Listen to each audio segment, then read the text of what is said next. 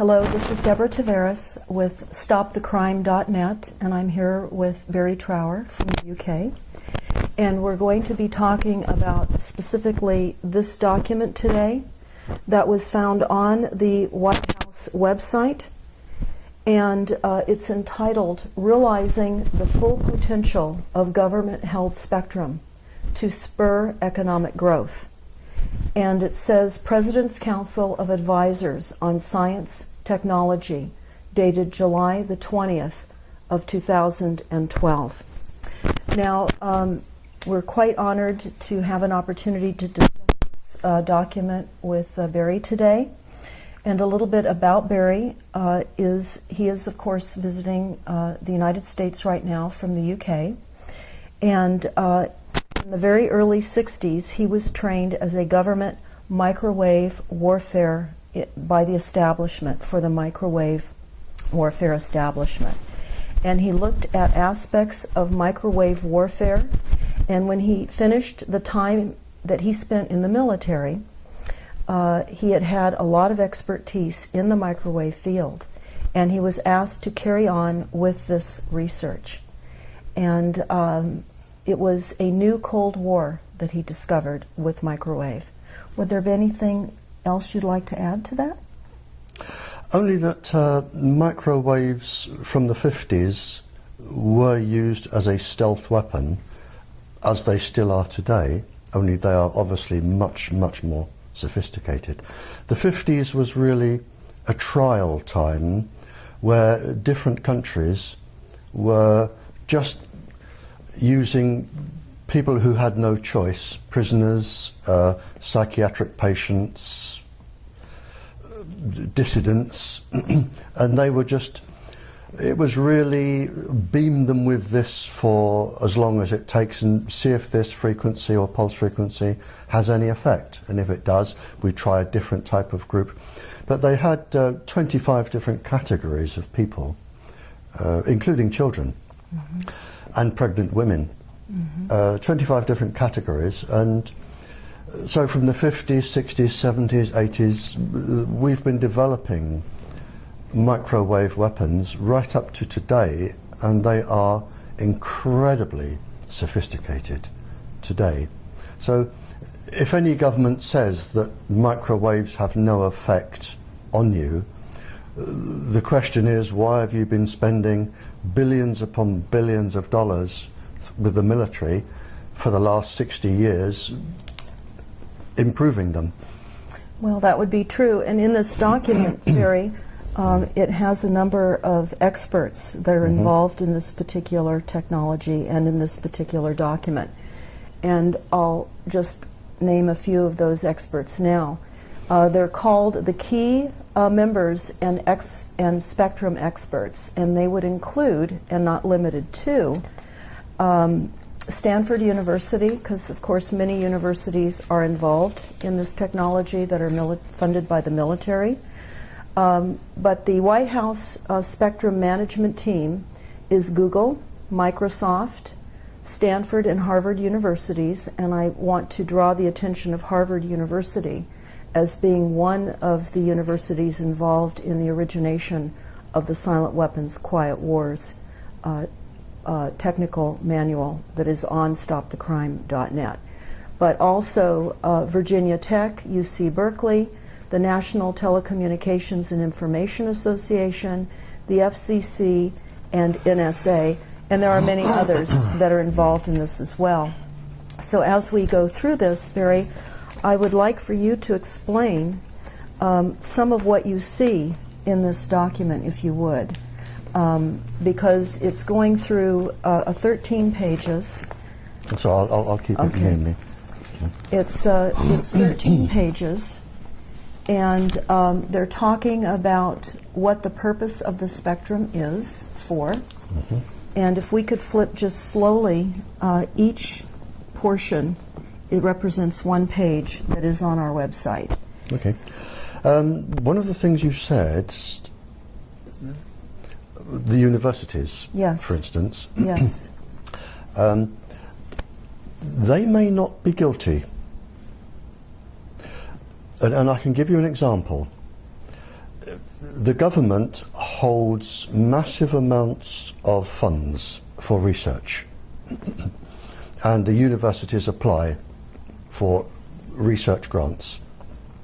Now, to give you one example in the United States, the government asked one university if it could devise a method whereby if you beamed microwaves into somebody's ears, the vibrational frequencies in the cochlea, they would actually produce sound in the person's head. So nobody else around you can hear, but just the one person being beamed can hear the sound. And the university were told that this would aid the deaf enormously, because people could talk into a device and they would just hear it straight through.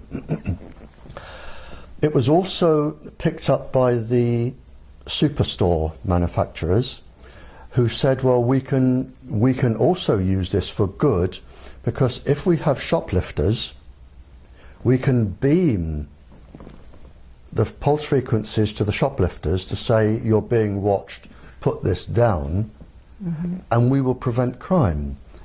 And that was used for good. But it didn't take people very long, especially the military and other superstores, to think, well, hang on, we can use this for our own devices. So the military can now put voices into people's heads to do whatever deed they wish it to achieve.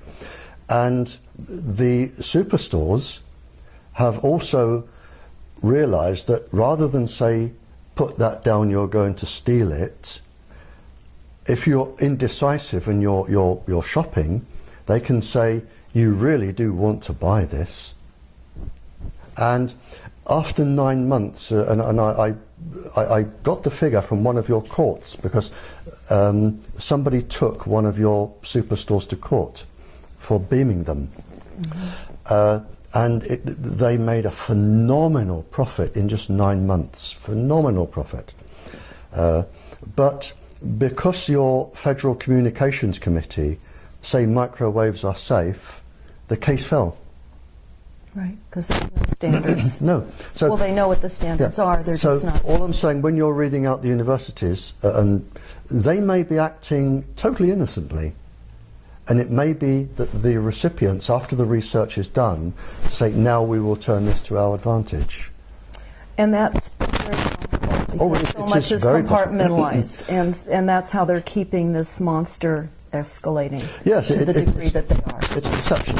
Absolutely, absolutely. What I find so true in the silent weapons document is they talk about the real and the stated goals. And so what we're seeing are what the real goals are, but what they tell us the stated goals are. So we're buying a lot of this advancement in technologies based on what sounds good as a stated goal, but then there's the real goal.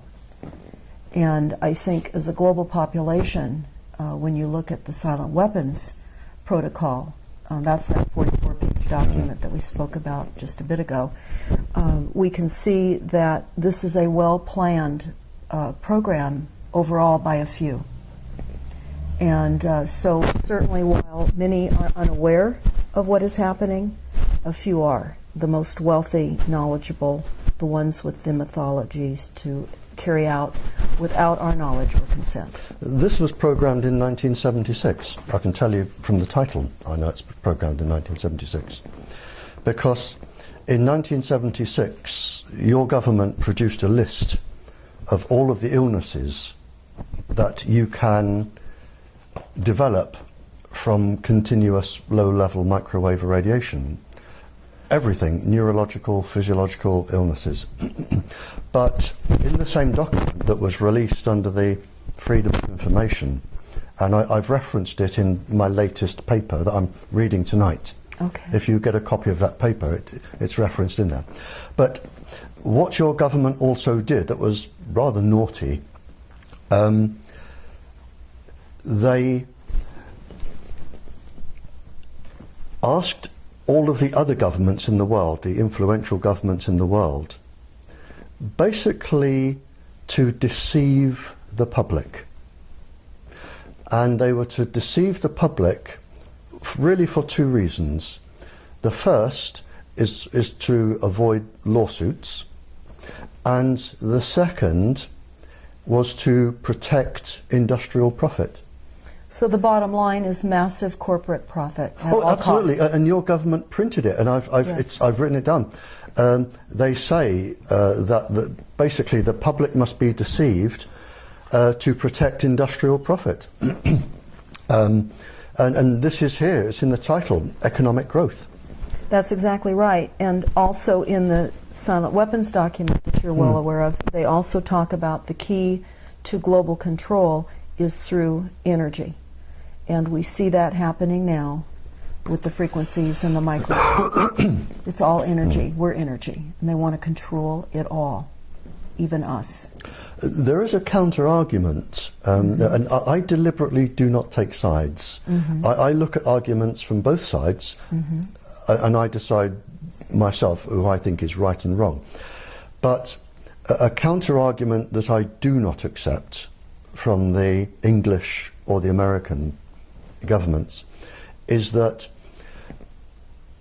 enemy countries, there are some 40 countries developing this technology for all sorts of reasons, and the governments argue that to combat, if the waves were used on the United States, they would know exactly what to look for, they would know the frequencies, they could jam them, and I can go along with that. We pay governments to protect us.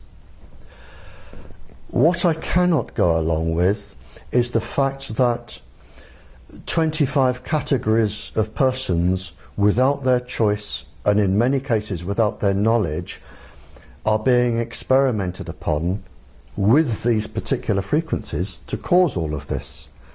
That is wrong. Now, would you say at this point, at the increased level of technology, that we're roughly unaware up to maybe 50 years? They have an advanced technology base 50 years beyond our even being aware of what they have available? Are you asking?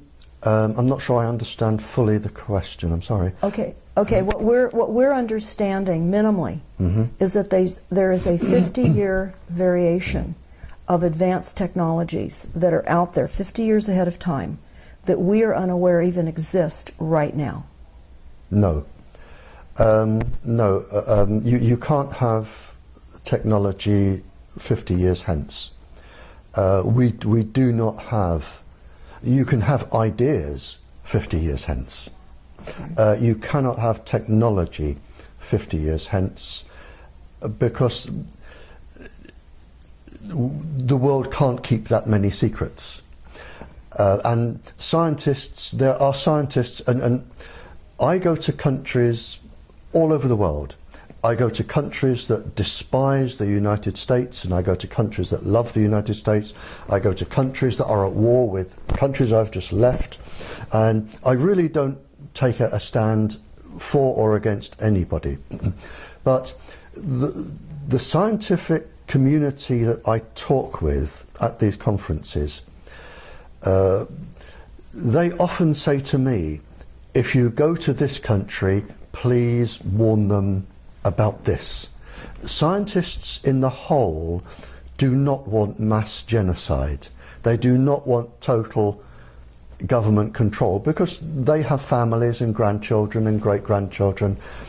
And a lot of the help that I get are from talking virtually all night to international scientists who say, well, we've done this, and they will say, well, we've also done that. And if you put these two together, it agrees with what he says. So scientists talk, and 50 years hence, it wouldn't be kept secret. It wouldn't be kept secret. The ideas can be there, but the knowledge which I have today of where we are at the moment cannot be exceeded because we do not have the people that clever to exceed it. Would you say, as far as the microwave targeting of mass populations now, which is what this is showing, is the intention? Before, where we were talking about more specific targeted people, hundreds of thousands globally. Yep. And now we're looking at a map here that really does show a mass targeting, particularly of the United States. Oh, absolutely. If you can, and really this is one of the ideas behind the smart meter, where they put them in everybody's homes. What they can do now, they can watch, if they wish. They have the technology too. They can watch every single person in their house. They can watch you go to bed. They can watch what you're doing in bed. They can watch you on the toilet and in the bath. They can hear every single word you're saying.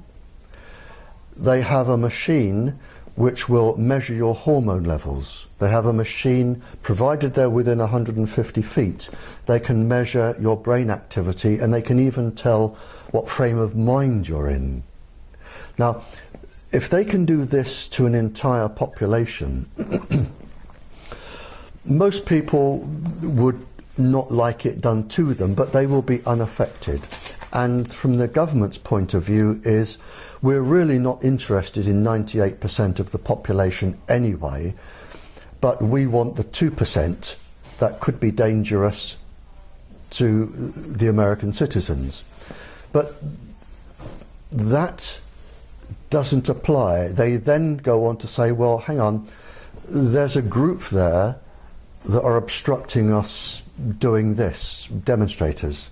We'll watch those. And then you get to people of specific religions, and people with long hair, and people who smoke cannabis. The level comes down and down and down to the point where they're actually monitoring about 75% of the population, and they have the computer technology to do this. Well, that is what we're understanding is the intention of this. Yep. And what this is, of course, depicting is psychotronic weapons for mass mind control, and about quantum computers and mind theft. Right. And invasion of the human brain with artificial intelligence. Right. Could you explain that to people, what that means? Well, the first thing, when you blanket a whole area, there are different reasons for monitoring populations. And right now in the United States, there could be, to my knowledge, between 40 and 45 countries blanketing people with microwaves, and you don't need, all you need is a few vehicles, blanketing people with microwaves for specific purposes. Now, I grew up in the Cold War era with spies, and forget James Bond and everything to do with silly things like that. The main weapon of a spy, any spy from any country, the main weapon is blackmail. That is the main weapon. Because, for instance, if I'm from a country and I want to get a spy into the United States, they're going to need documentation. To get a passport or a birth certificate or some form of documentation, you need a professional person or two, like a lawyer, to sign an affidavit or something to say, I have known this person since they were 0 years old, they are now 22, I can identify them, everything, they are a person. Now, to get a professional person like a lawyer or something, if you blanket an area with microwaves, you know every conversation they're having, you know where they go, what they're doing.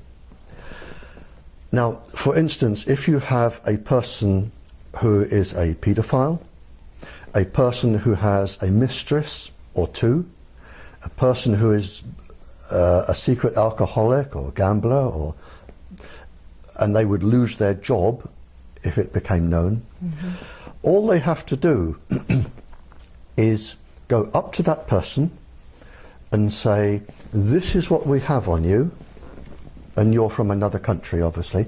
This is what we have on you. We will give you a choice and you make your decision now. And this is what they do. You make your decision now. Either this goes in your local press, in the Sunday newspaper, you will lose your job, your children come out of university with disgrace, your wife will leave you and run away and hide, you will lose your house, everything, and you will never work again. You will be a beggar on the streets if you're lucky.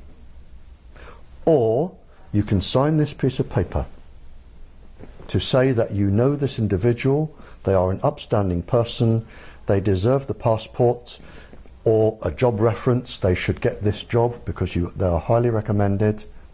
You will sign that, we will go away, you will never see us again. Most people, given 10 seconds thought, will sign and walk away and breathe a sigh of relief. That is one aspect of this, the blanketing a whole area. So it may not be the United States, there could be up to 40 countries, and I can assure you there are 40 countries who would like to get spies in the United States. And when they're in, they're in. And then it goes on from there. So you have, I don't like the word mind control, because you don't really control the mind. You can change it to act in a different behaviour, but you do not permanently control it. You can make people do things, and that's very easy. I could do it. I could do it to you in less than 3 days. So such as assassins? I could turn you into an assassin in less than 3 days. That's easy.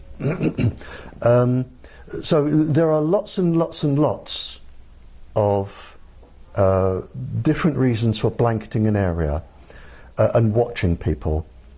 And 98% of the population probably will not be affected. But it is the fact that you have no choice.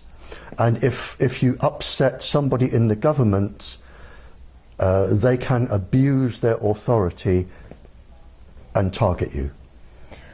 In this document, next to the map that's actually in the document itself, it says that they will use extended white space system already in operations as a starting system.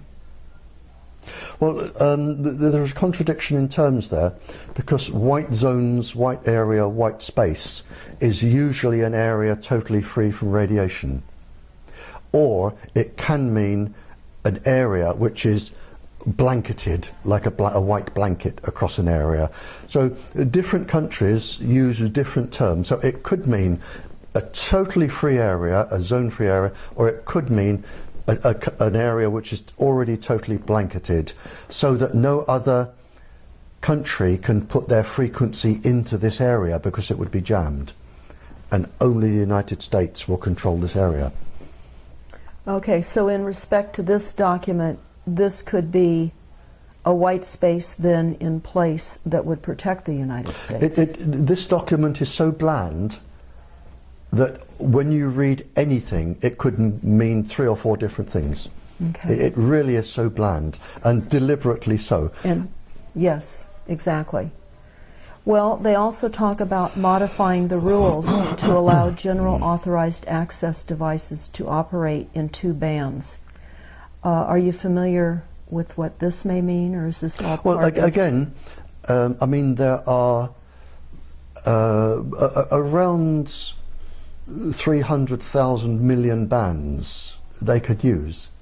So whichever ones they're talking about, I don't know. Again, it isn't specific enough. They've deliberately, it sounds interesting to the person and profitable, and the technology is going to roll, but what they're going to do with it is anybody's guess. I mean, this was written in case it fell into enemy hands. So people wouldn't understand what they were doing, or clever people wouldn't understand what they were doing.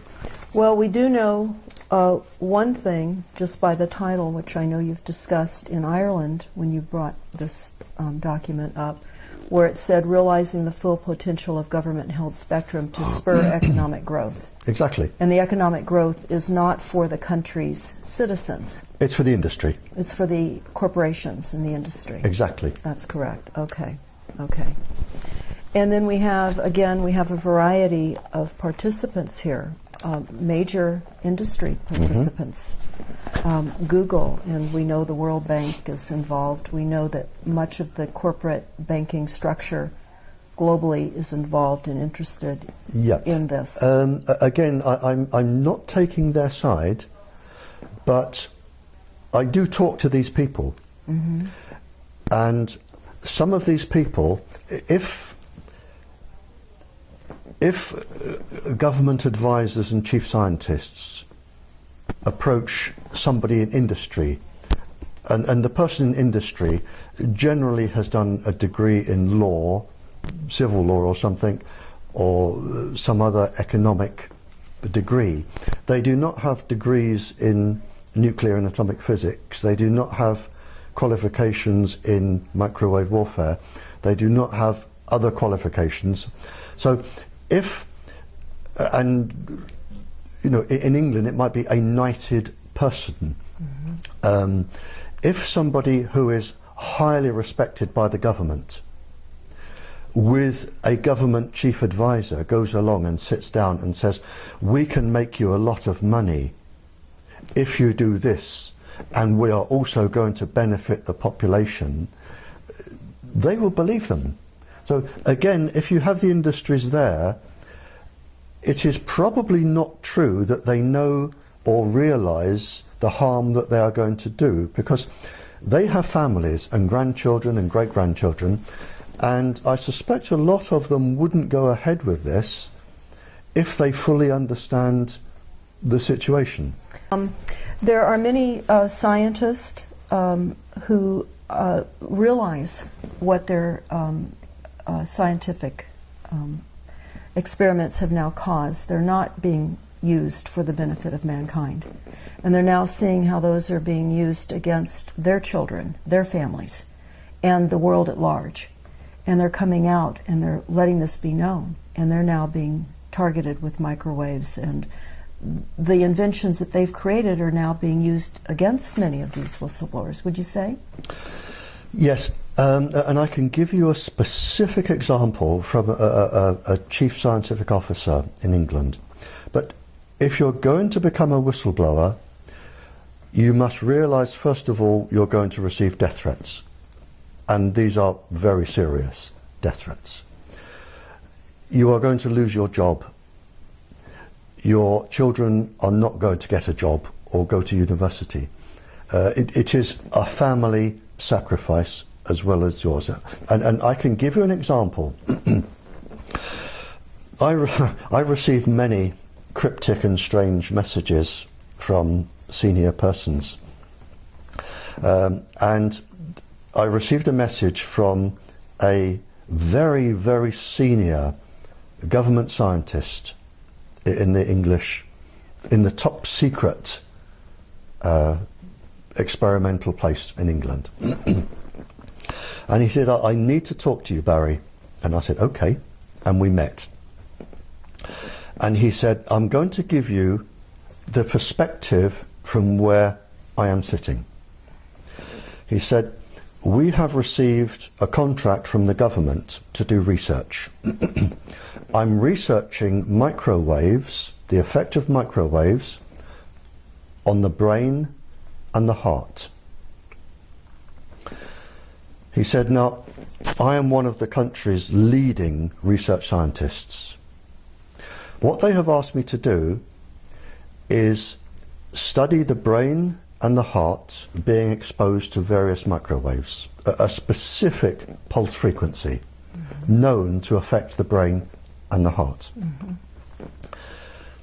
He said, now, I know, and you know, because a part of my degree, it was experimental physics. he said, I know and you know that if we're going to do a study on the heart and the brain, we're looking at about 15 years. It will take about 10 years to do the study and another 5 years to tie up the loose ends, write it, have it peer reviewed, go to publication.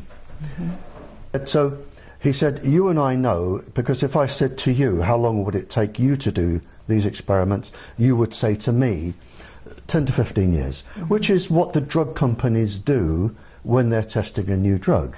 It's always a minimum of 10 years, maybe longer. They don't always get it right, but at least they have a go. And he said to me, there's a lot of money involved here. He said, now, do you know how long they've given me to do the experiments on the brain and the heart? One of them, 10 minutes. The other one is 20 or 25 minutes. He said, I can do them both in an hour and have time for a cup of coffee.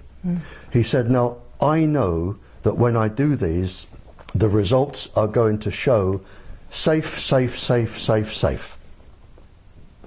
And I know they are going to use this with the stamp of my laboratory to say, this is safe, sell it. And this particular system has been sold now to 150 countries as safe. And he said to me, now, I've done nothing wrong. I did the experiment, I have produced the results, which are safe. He said, but I know this is going to be abused. I know people are going to die because this is going to be published. Women are going to get breast cancers, miscarriages, all sorts of things are going to happen. He said, but they are going to do that, not me. He said, now, I am in a top government scientist's job. I have a top salary, I have 2 children at university, 1 at college, I have a mortgage on a big beautiful house. If I spill the beans, I will lose everything today and I will never work again. The children come out of university, my life will be a mess. He said, what do I do? And I said, well, you only have 2 choices. You give up your family and your children's university education and everything, or you keep quiet. And those were the only 2 choices. And he decided to keep quiet. Well, of course, we know in many of these decisions the dangers then beyond the family, and the fact that the family is going to be assaulted and confronted by increased frequencies anyway, as well as all of his friends and the rest of the world. So this is the dilemma that some of the scientists are put in. So even when you read out laboratories, there may be, the scientist may not have done anything wrong. He hadn't done anything wrong. He did what he was asked to do. He gave the results he was asked to give. It's the other people are doing something wrong. Mm-hmm. But again, I'm very, very wary about reading out lists of corporations and laboratories, and because the people responsible may not be responsible. And I can see that where they're compartmentalized and they really are unaware. I had a few other questions too. Okay. I know that you were part of the government back in your early days with government microwave warfare establishment, and you were carrying on research. Are you involved with the government at this point anymore, or are you completely separated from the functions that you were previously working with? Oh no, completely separate now. Okay. I mean, then I had top security clearance. I'm completely away from them now, absolutely away. I have nothing to do with them. Okay. What, with all of the people that you speak with, are there countermeasures that you're aware of coming online to help mitigate some of the damaging from the effects of the targeting on some of the people now that are being severely electronically harassed? Yes and no. I'm very, very cautious about devices, medicines, or anything to do with countermeasures. I often receive letters from people saying, would you endorse this? And I always say no.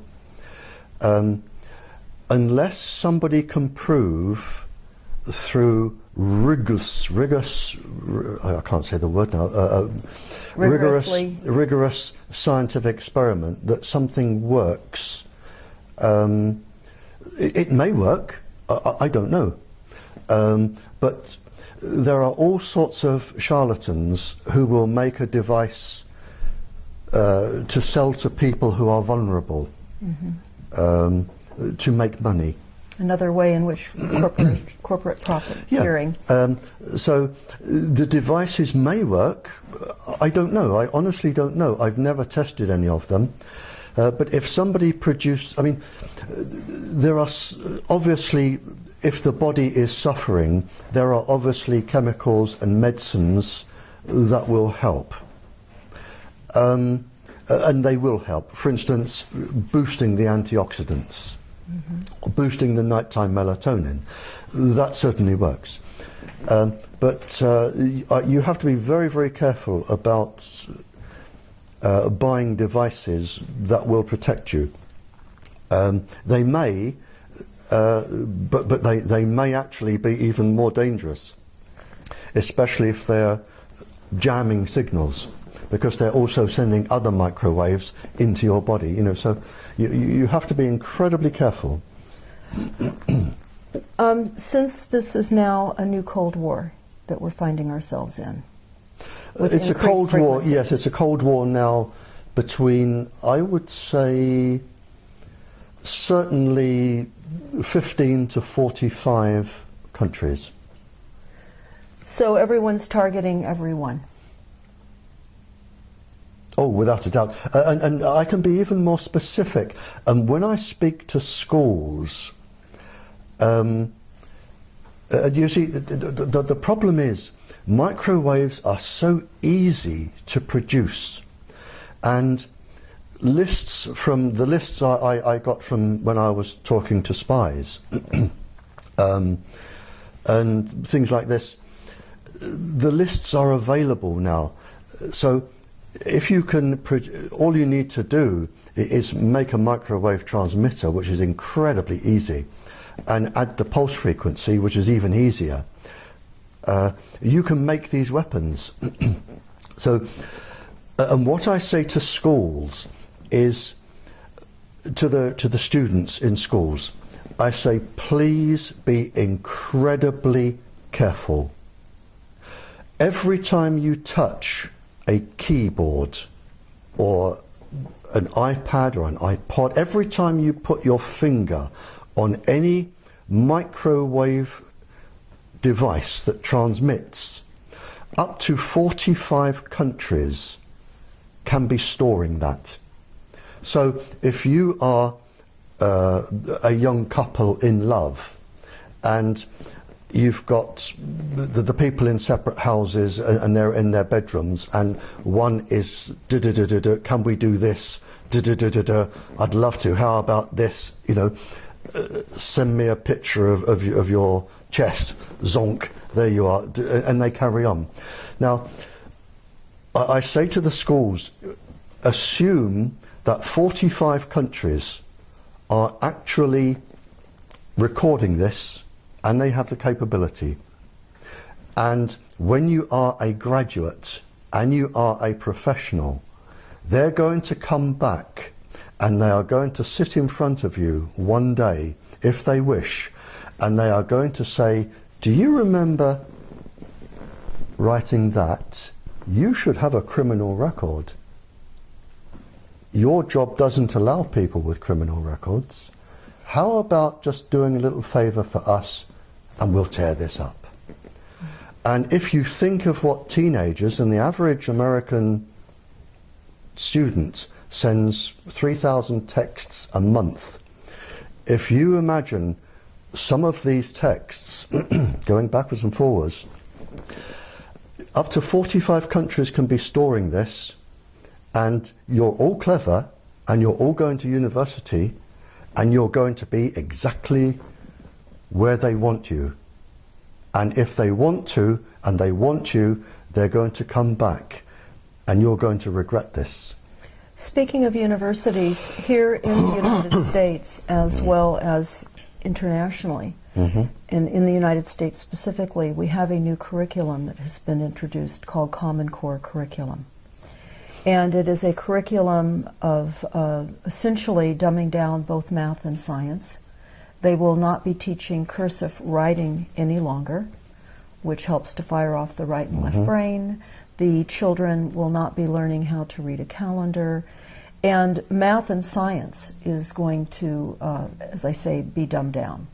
And in the Silent Weapons Quiet Wars document, they say that it will become enslavement by lack of knowledge.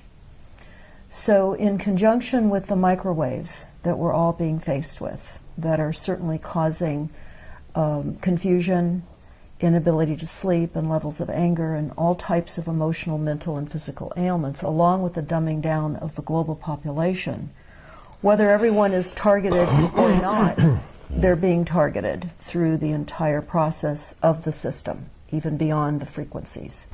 Would you say that's your experience with what you're seeing in other countries as well? Well, funny enough, we touched on this with the Congress lady lunchtime today. And you've touched an area that leaves an incredible bitter taste in my mouth. And the problem as I see it, now, we have virtually the entire United States being microwaved. And there are a small group of people in the United States who are untouchable, namely your Federal Communications Committee. Because if you have a complaint, or lawyers have a complaint, or anybody else has a complaint, it will go to Congress people or senators or government officials, but no matter where these complaints and questions go out to, they all funnel back to one person. Even the judiciary cannot get involved in this. They've been whitewashed out. That's correct. So everything goes back. So what we're saying in the United States, or what we're seeing in the United States, is that you have one person, maybe two, certainly not any more than three, who is dominant in a committee. And this person is the only person in the United States who can be asked these questions. The only person, that nobody else is allowed to answer them. Nobody, judges, nobody can answer these questions. Everything is funneled through to this one person. So you have this one person who is all powerful. He is above the judiciary, above Congress, above everybody. Yes. Because Congress cannot change his safety levels. So you have this one person. And now, this is where I have trouble with this, because with the current state, and this is well-established research, and it is your research, not mine, it is your government research. In 60 years' time, if nothing changes, in 60 years' time, 3 generations of 20 years, you are going to be down to 1/8 of your children's population. 1/8. Now, how many people walking the streets today are going to be working and paying taxes in 60 years' time? Not many. That's correct. So the United States, if nothing is done, is going to become unfunctionable on the world stage. You're not going to be able to run your industries. You're not going to be able to pay your taxes. you're not going to be able to fund your military. So the United States on the world stage is going to disappear. They say in many of the documents, the source documents that we have read, that of course the preeminence of the United States is being dismantled. Within 60 years, the United States won't exist, as you know it today. Yes. You will be in the position that England was in at the end of the war, when we just didn't have, our soldiers had been shot. We didn't have the people coming back to run the factories, the buses, the trains. There was very little tax money. We couldn't afford anything. And a worldwide appeal went out for any nation to send as many people as they could to run our buses. And now this is where you're going to be in 60 years. But the one thing that really, really puzzles me is, why is this all-powerful American doing this to his own country? Well, certainly some of the source documents that we have referred to address that. This is for a one-world You have system. one person, maybe no more than two, who are dominant on this committee. Why is this one person?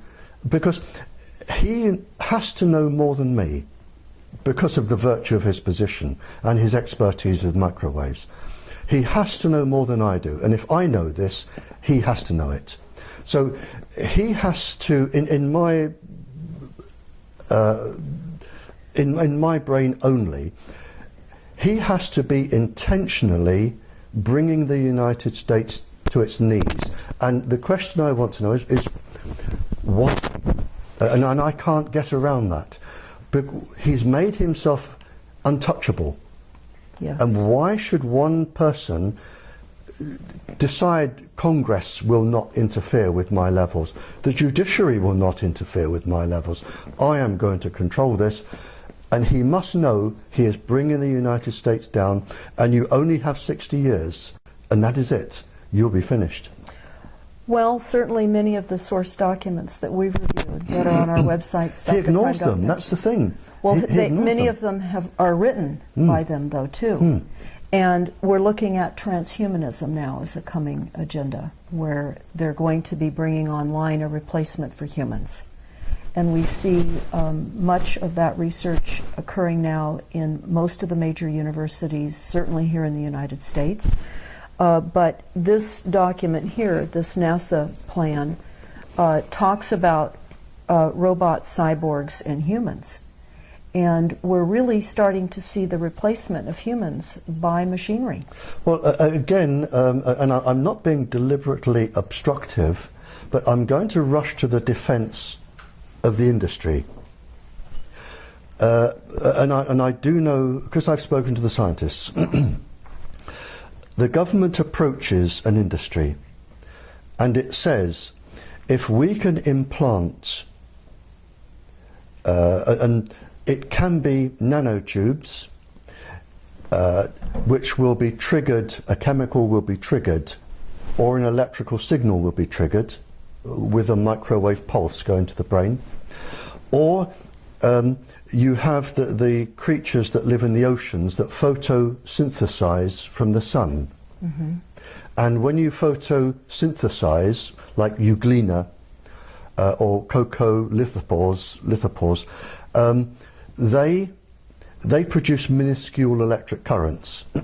Now, they can be guided to certain areas of the brain by viruses. And the industries working on these, they really, the paralyzed get electrical signals going in the body to move limbs and think.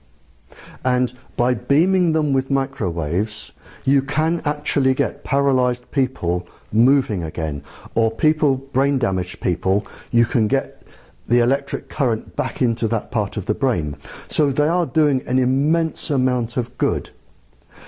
But again, as I said earlier, the harm comes when the military come along and they say, now if we can make these people do this, if we put them into these people and we stimulate this part of the brain, for instance, a balance between the frontal cortex and the amygdala, which will induce severe violence.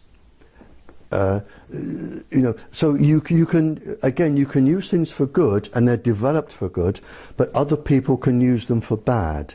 So again, I can say that because the corporations are there doesn't mean that they're bad. It means that they have actually done some incredibly Nobel Prize winning research that somebody has then said, thank you very much, we paid for this, we have the rights to this, now we're going to put our scientists to work. So there is a seesaw effect here, and you have to be, I think, be incredibly careful reading out names of universities and organisations, because they may be doing it for good, and they do absolutely brilliant work. And that's absolutely true, and we know that much of what they have done has been hijacked. Oh, it's all been hijacked. Yes. All of it Yes. has been hijacked. And that's why we're here today, Yeah. because we're sitting here in a very precarious, Yep. hijacked reality. And now, where does this hijacking, you see, if it's been hijacked, somebody authorised it. That's right. And if somebody authorised it, they would have had permission. Now, where is this leading back to? That is where we should be going. The source of this. The source. Yes. And it's even kept from presidents. I mean, the people involved here, and it's the same with the English government, you have just a small band, no more than a handful of people who are all powerful, and they know what is really going on. And presidents and prime ministers and ministers and senates, and they come and go every few years. Mm-hmm. They are absolutely immaterial to this. They're told what they need to be told. That is it. It's just like a script for a Hollywood movie. Yep. And the people at the top, they lie for a living. And I've met them. They lie for a living. And the truth is so obscure to them, they wouldn't know the truth if they tried to tell it. Lying is just norm. Mm-hmm. And so you have this small band of people, and they are controlling virtually everybody else. So if they say to the president, I am the country's top scientist, this is safe, the president believes them, because he's only going to be there another 2 years, and then a new one comes in, and they say to the new one, this is what you will say, this is what you will do. Well, this, of course, is why we have Bohemian Grove and the Bilderbergs. They set global policies. They meet and they organize and orchestrate the corporations. And we've heard much about the Bilderbergs there in Europe, and their offices, of course, are in Switzerland. And they meet annually, just as the Bohemian Grove does here in Northern California. Meet once a year and at times in between to create policies. I mean, personally, I've never met them, and I've never attended a meeting. Mm-hmm. So I honestly, I can't comment on that. I also have a question.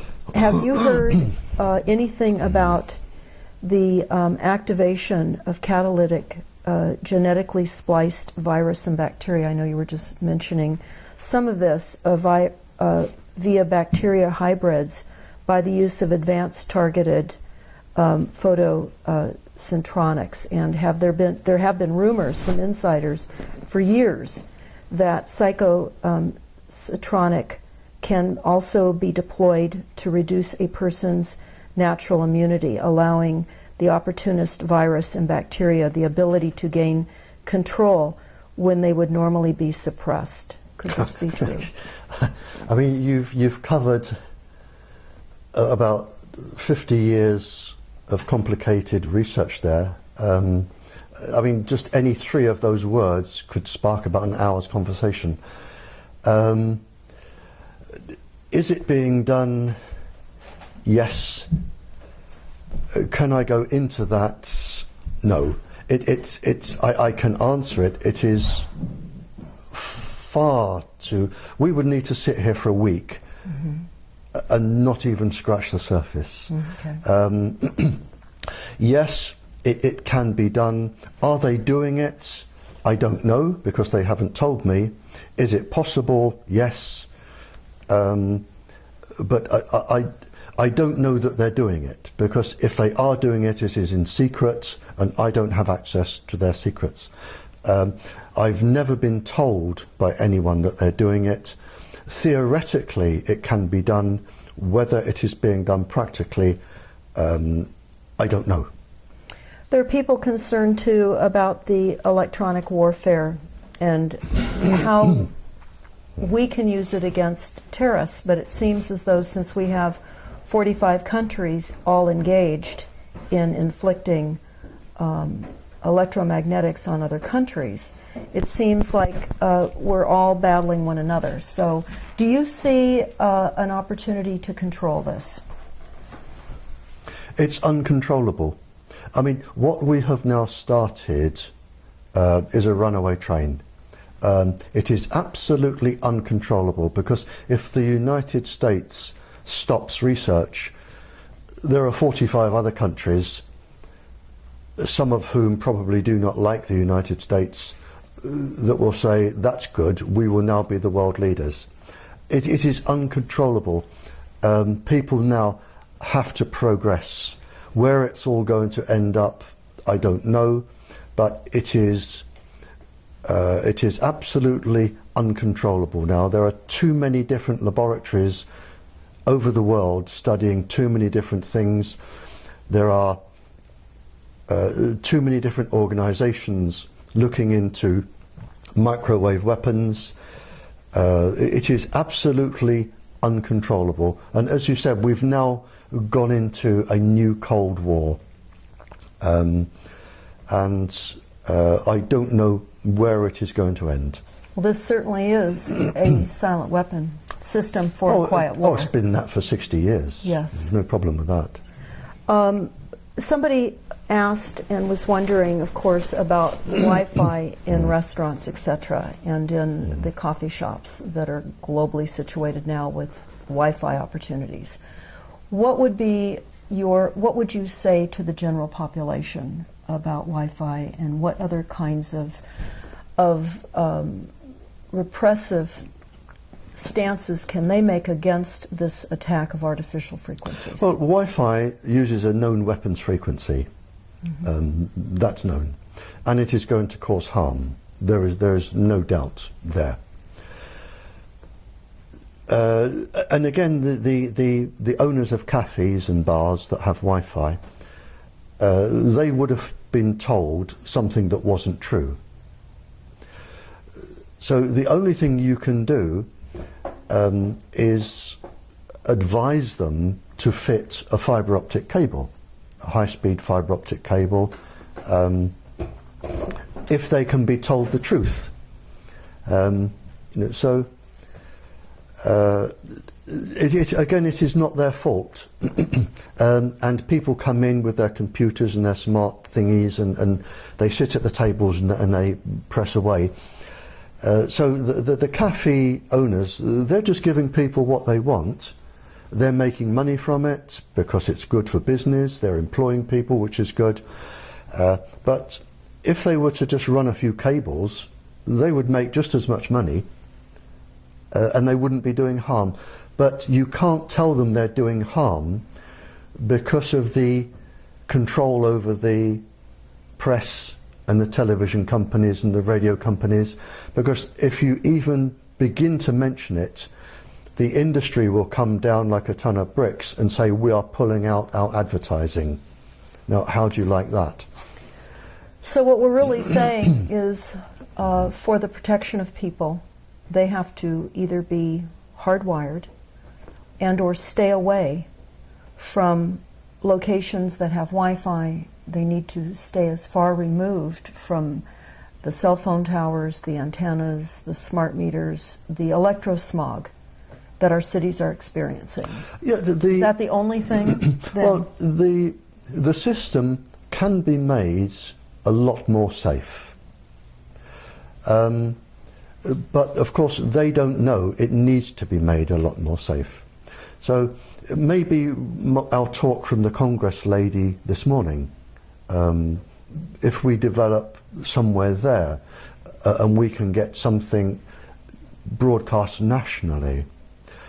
But at the moment, the system can be made a lot safer all over the country, to the point where the minimum of persons will be harmed. And that, how long would that take in order to implement?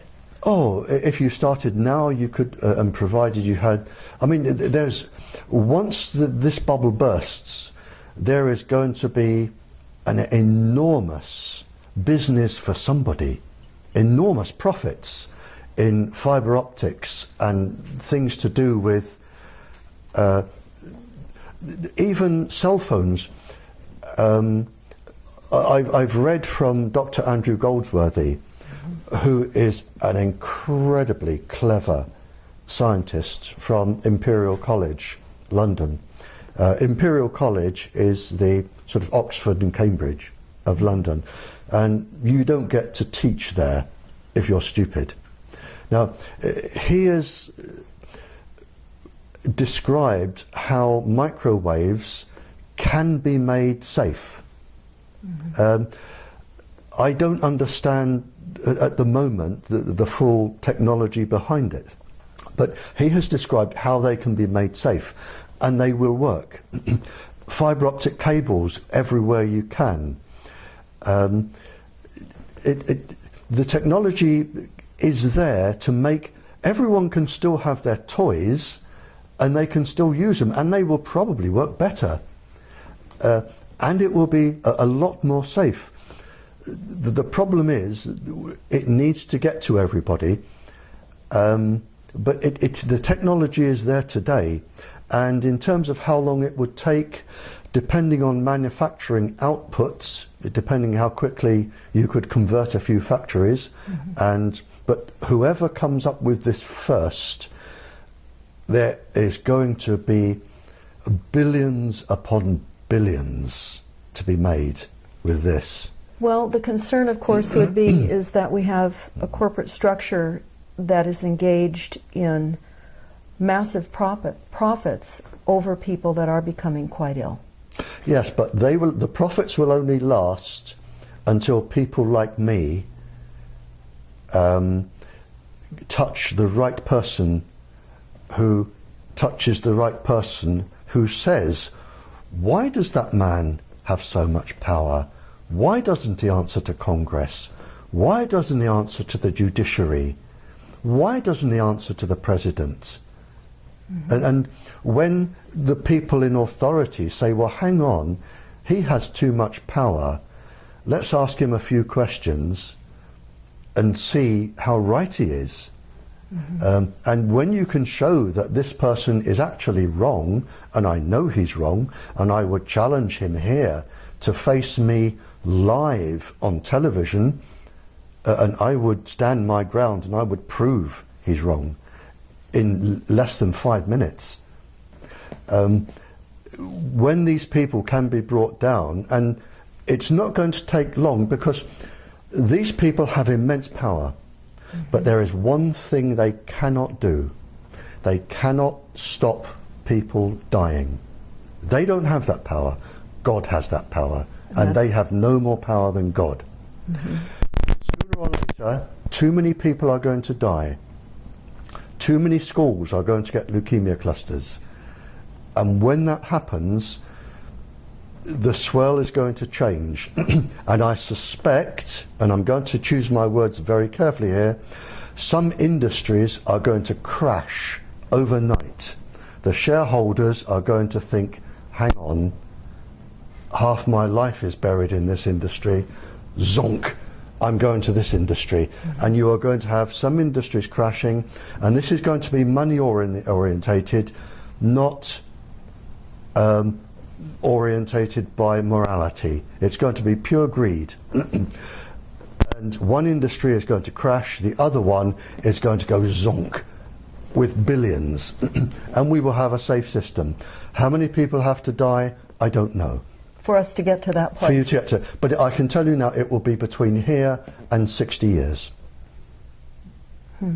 which is not long. If we can survive 60 years under the current bombardment of frequencies, because people are becoming so ill already. Exactly, because I mean, and the problem is, it was calculated several years ago, and I have the paper.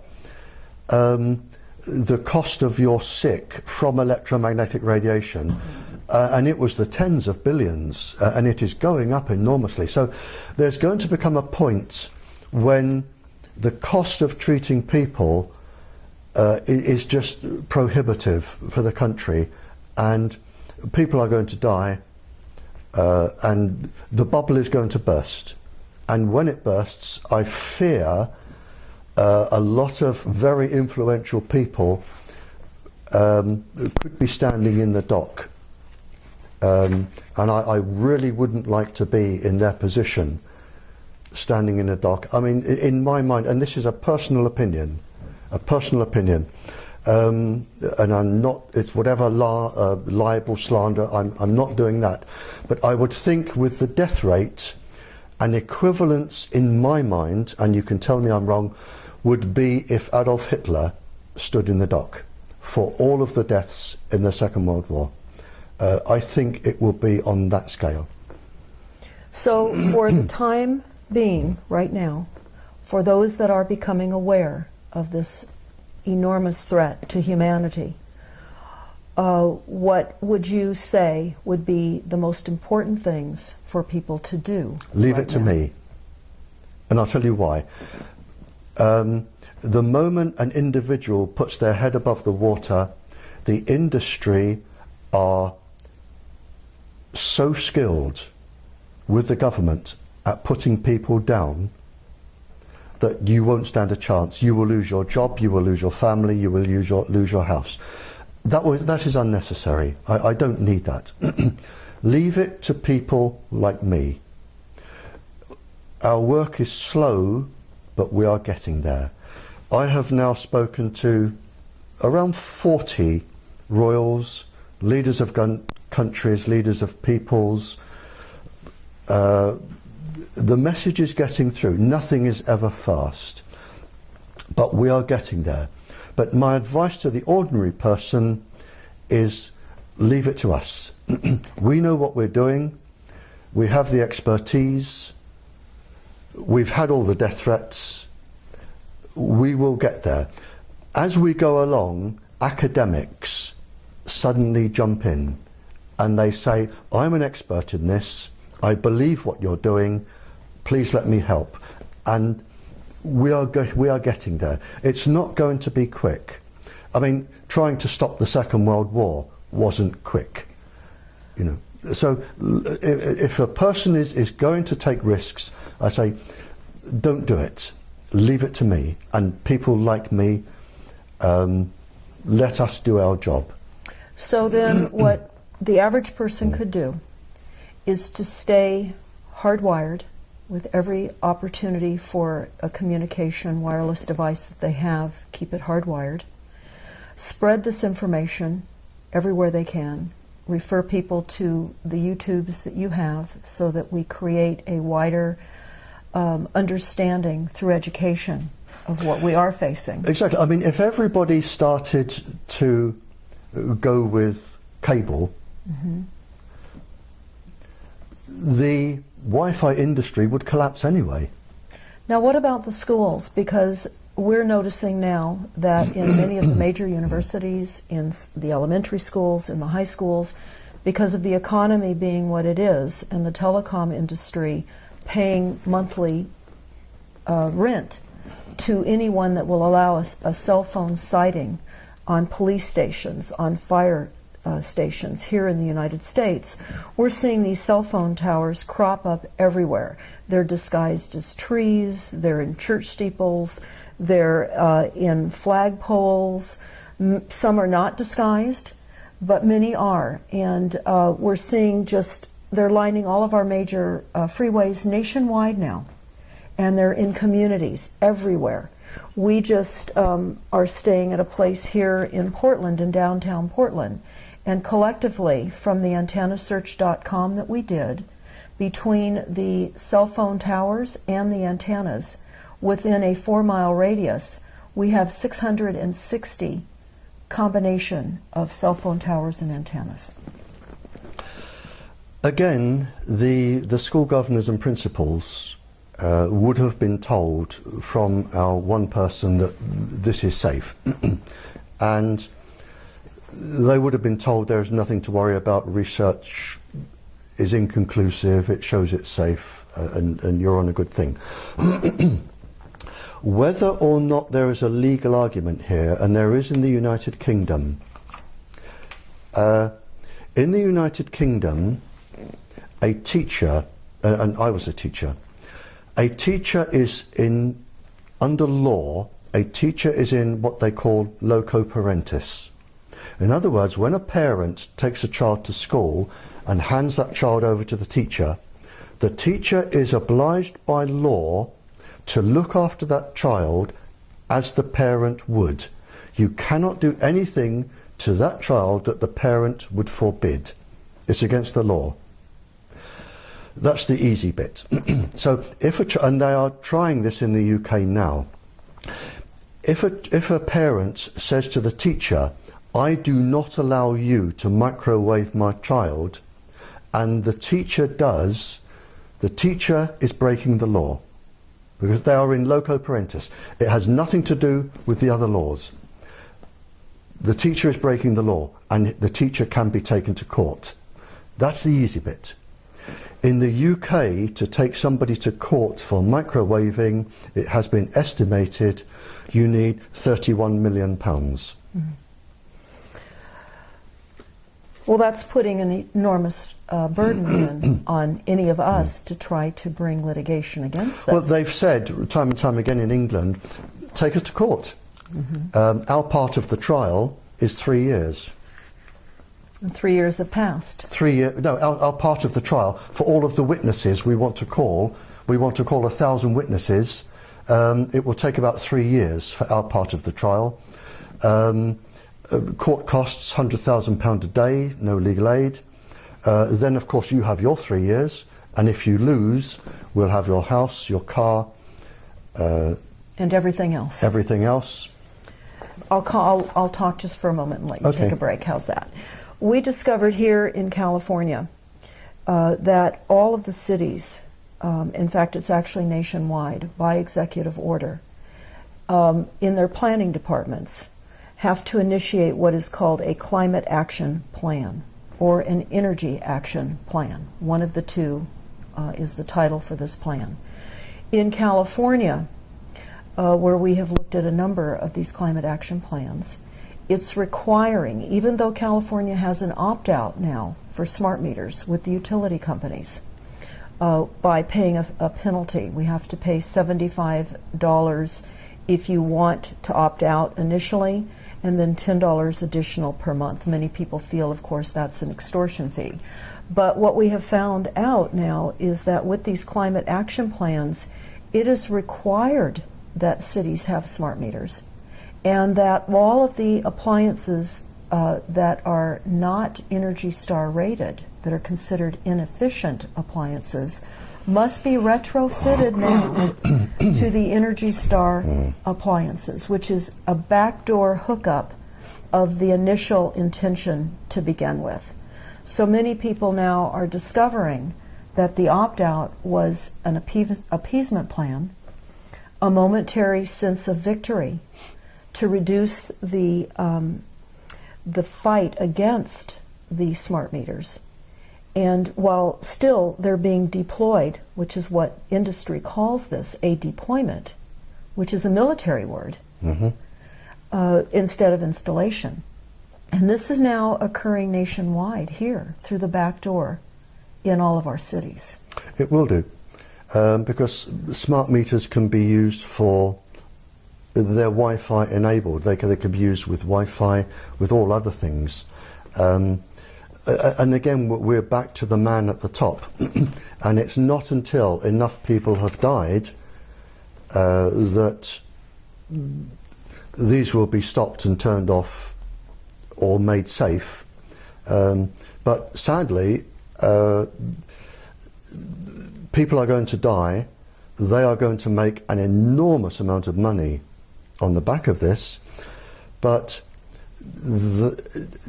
it's not until people such as myself can raise the issue with the people who need to be told, and enough people have died, that we can make this bubble burst. But it's not going to be quick. It's like the start of the Second World War. You know, people are going to suffer, they're going to die, and there is nothing we can do to stop that, nothing. The people are too powerful. It's like the stormtroopers, the SS. They are too powerful, they have too much power, they answer to nobody, and the only question is, will the bubble burst before the United States can recover? That is the only question. And it depends on who I can talk to and when. In the United States? In the United States. I need to talk to Congress. If I can talk to Congress,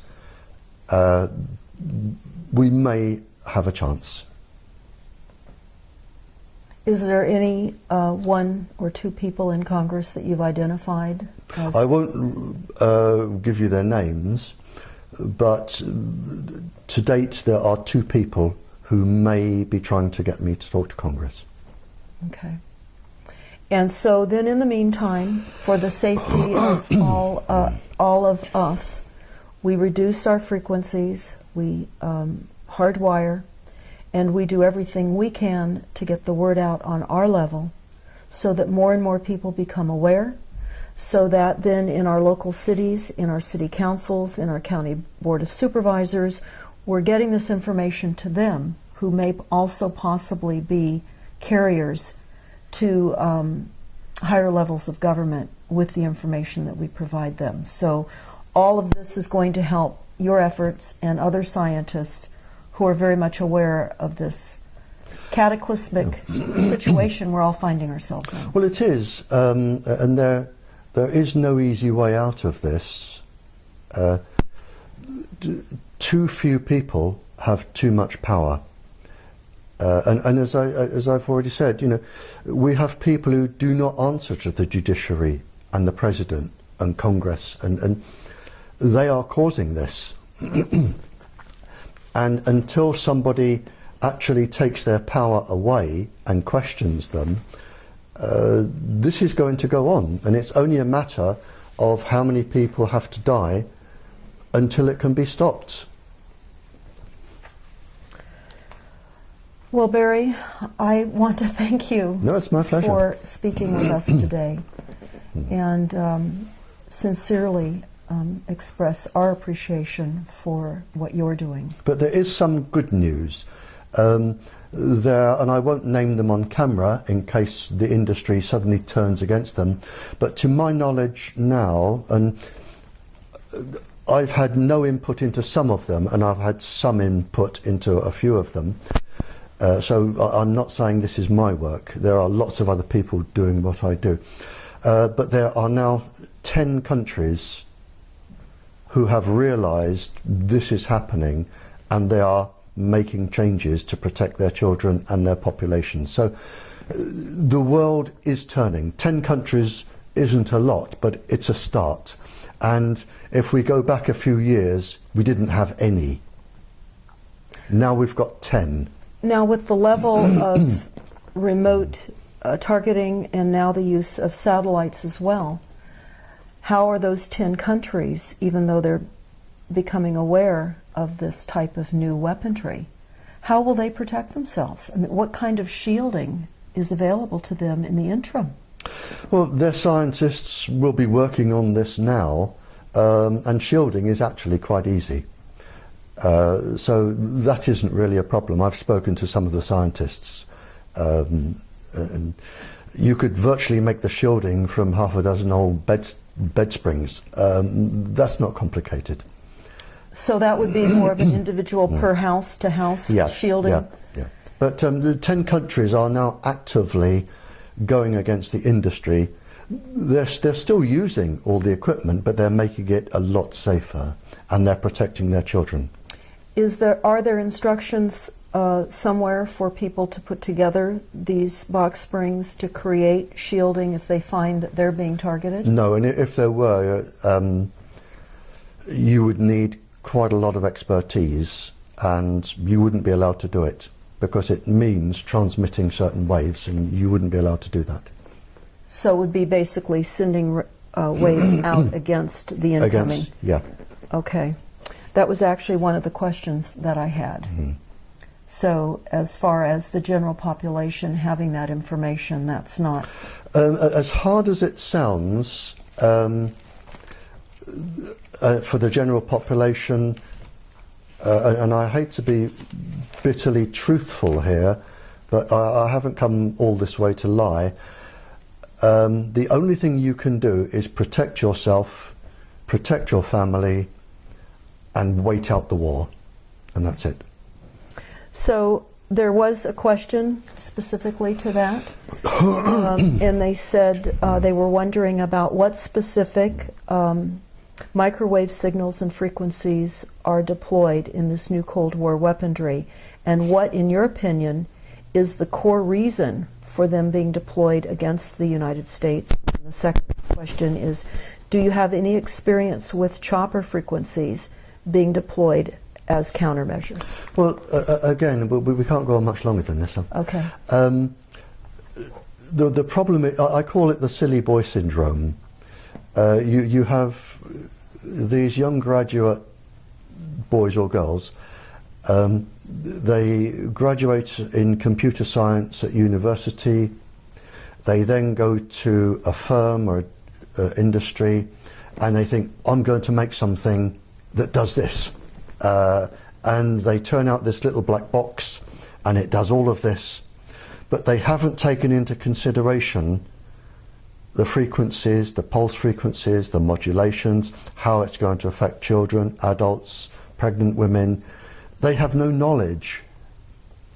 See, nobody says to them, go and talk to people who were alive in the Cold War. Study the frequencies used by industries and see if they're dangerous. Nobody says that to them. They make their little black boxes, they want to earn $1 million, they put them on the market, and to all intents and purposes they're considered safe. They don't do the background checks, and this is the problem. So if you're saying what frequencies are there, I'm saying, well, how many apps are produced each week? Mm-hmm. How many little black boxes that you plug into are produced each week? How many different websites are there with, it's it grows, it evolves all the time, so you would never keep up with it anyway. And then one final question, mm-hmm. if I may. Mm-hmm. For a number of people that I know that are stalked and followed by organized stalking and are targeted by neighbors next door, by people that live perhaps up above them in an apartment setting or below them, or where they're walking on the street and they're suddenly targeted, they're going to have to wait out this war. If you're being stalked, they're studying you for your fear electronically. If you're being stalked, and it's usually half a dozen big ugly men doing it, mm-hmm. I would go up to them and say, well, I've finished in this store, I'm going over there, and then I'm going over there, and then I'll be stopping for coffee. Follow me, come on, and lead them around. They won't be violent to you in a public place. It's no good going to the police. It's no good complaining to your representative because they'll say you're mad, which is what they want you to do anyway. I would go up to them and I'd say, well, I'm just here. I'm going to buy the most gorgeous pair of shoes. I'll be about 2 hours, but I would value your opinion. And come out with a shoe. What do you think about these and these? Turn it into a game. Mm-hmm. It's what you can do. Turn it into a game. Let them know you're not scared. So then what we're understanding with the documents, the Silent Weapons Quiet Wars document, the NASA document, is just what Barrie Trower has just said, that they're winning by creating massive fear and terror, massive disinformation and media propaganda, and creating a division between all of us so that we don't band together. So I guess it would be fair to close this discussion right now with the understanding that we are in a war. There are going to be immeasurable amounts of casualties. We're going to have to overcome our fear because we know that part of the corporate structure benefits on mass chaos. They make mass amounts of money on creating mass chaos, fear, and misinformation. So in order to create our safer realities, besides getting all of our wireless technologies hardwired, or to stay away from them, and certainly not partake in establishments that have Wi-Fi, and perhaps going in and letting them know why you cannot go into their establishment, and passing out flyers and just covering information, because we now are the media. And until I think it becomes trendy enough for other portions of the population to weigh in on this significant, irreparable, massive death campaign that is being waged on us through fear, again, media propaganda, we will be able to help you do your work as we're able to get this information out and live outside of fear. And understand that this is a massive media propaganda campaign, and they're keeping us divided, and it's all through lack of knowledge. There is just one last, quite an interesting conversation I had with one of the people doing this. And he was an incredibly highly paid lawyer. And going back then, it was something like $2,000 an hour. And he was involved in finding loopholes to support industry. And I was involved in a legal case, and I tend to lose. I was involved in a legal case, and during the lunchtime session, I went over the road and I sat in a pub for a sandwich. And he came and sat down next to me. And I'm saying this because it may be a question that somebody listening to this can ask somebody who is immensely powerful. And this man was immensely powerful. And he sat down next to me and he said, "You know you're going to lose this, Barrie, don't you?" And he said, "I've got this, and I've got this, and I've got this, and I've got this. You don't stand a chance." And he was right. I didn't stand a chance. The people wanted representing, I was representing them, but legally he had got every single loophole tied up. And legally he was going to win, and he did win. And he sat there and he went on about sort of how insignificant I was, and the protesters and everything else, and how powerful he was, and why didn't we give up, because we didn't stand a chance ever. And I said, "Would you answer me just one question?" I said, "What are you going to say when you stand before God?" And that was it. Well, this is a powerful way to wrap up our talk. I just want to thank you so much for saying what you've said today, and we'll be sure to get this out far and wide and support your work with getting your YouTubes out and doing all that we can. You see, I actually worry for these people, because when they go into the afterlife and then they have to live the sorrow that they have caused to every single person in every single family, and they are going to feel it, Yes, and there is no time limit, they have no idea what they are going to face. That's right. And I think if they did, they may think twice. But I stopped this man in his tracks. He had no answer. Where nobody in the afterlife is impressed by a Rolls Royce, a yacht, a big house, fancy clothes, when you stand there naked and there is no lying, you can't lie. And they have no answer. And that is what I would ask them. And if I saw the head of your Federal Communications Committee, that is one of the two questions I would ask him. What are you going to say to God? Well, thank you. I think this really ends it on a powerful note, Barrie. On one of the most powerful notes. Thank you. Thank you so much. Thank you.